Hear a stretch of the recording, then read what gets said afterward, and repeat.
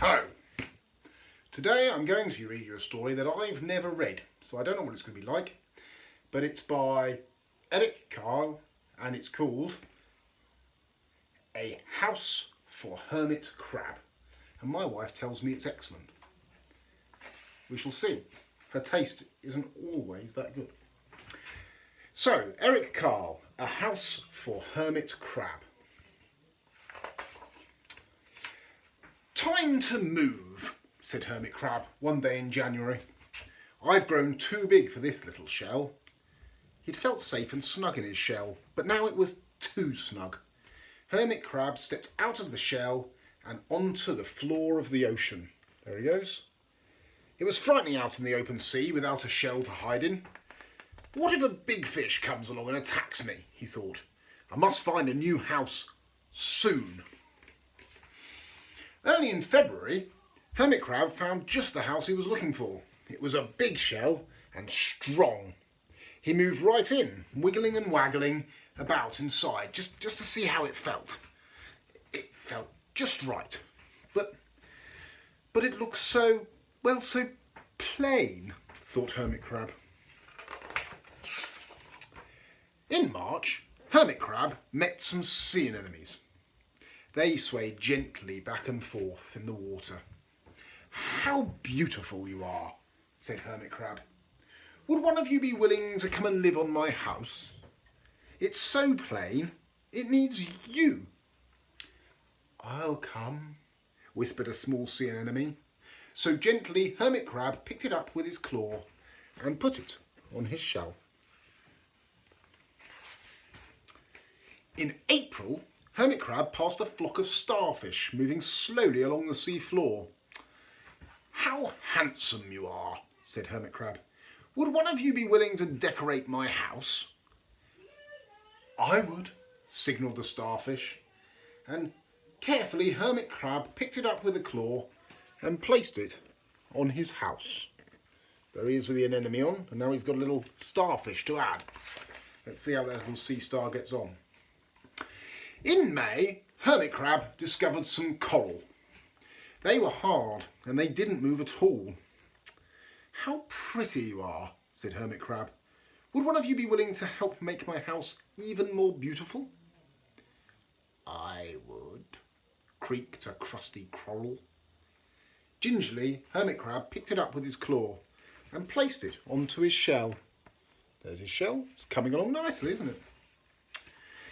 In June, Hermit Crab came to a group of snails crawling over a rock on the ocean floor.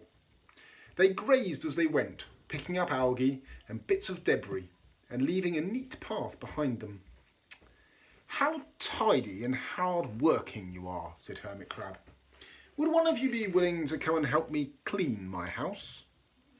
I would, offered one of the snails.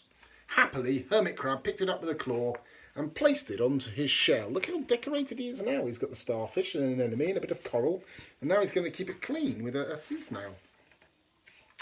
Anyway, in July, Hermit Crab came across several sea urchins. They had sharp, prickly needles. How fierce you look, said Hermit Crab. Would one of you be willing to protect my house? I would, said a spiky sea urchin. Gratefully, Hermit Crab picked it up with his claw and placed it near his shell. And there's his shell now, look, he's got a starfish and an anemone, and there's a snail keeping it clean, and some coral, and now he's going to have one of these really spiky sea anemones. You don't want to stand on one of those. In August, Hermit Crab and his friends wandered into a forest of seaweed. It's so dark in here, thought Hermit Crab. How dim it is, murmured the sea anemone. How gloomy it is, whispered the starfish. How murky it is, complained the coral. I can't see, said the snail. It's like night time, cried the sea urchin. In September, Hermit Crab spotted a school of lanternfish darting through the dark water. Look at them go. How bright you are, Hermit Crab said. Would one of you be willing to light up our house? I would, replied one of the lanternfish, and it swam over near the shell. In October, Hermit Crab approached a pile of smooth pebbles. "How sturdy you are," said Hermit Crab. "Would you mind if I rearranged you?" "Not at all," answered the pebbles. Hermit Crab picked them up one by one with his claw and built a wall around his shell. "Now my house is perfect," cheered Hermit Crab. Look at his house. He's got starfish and his sea snail to keep it clean. And he's got his anemone and the lanternfish, a bit of coral, an urchin, and now a nice pile of seemingly talking pebbles.